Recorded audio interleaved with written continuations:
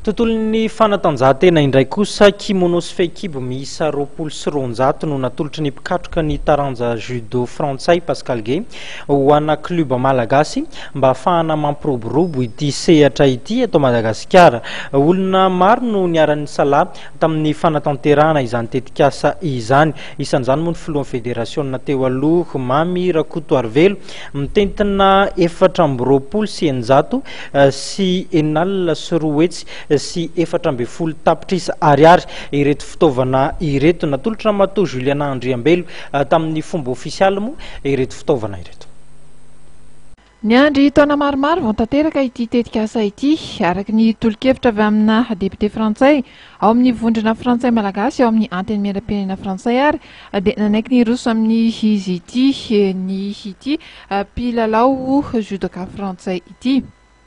Judoka hatramin'ny taona maro i Pascal Gueye ary voatonon'ireo soatoavina raketiny aiady ka anlaza fa dia aivery no zava-dehibe ny hitondrana izao fikasana izao ho an'ny tanora malagasy.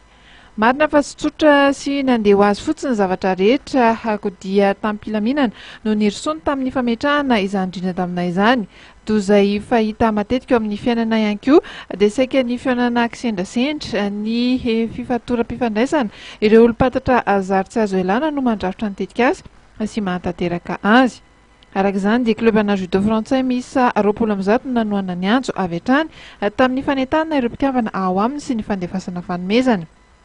Avy eo moa dia nametraka ireo fifandraisana ilaina ireo olona marobe miara-miasa anisan'ireny Françoise, i Frederica, Juliana, Jean-Marc ary Mamy nanolotra ny olona tsara antonona ka avy amin'izay no nahatanteraka ity tetikasa ity.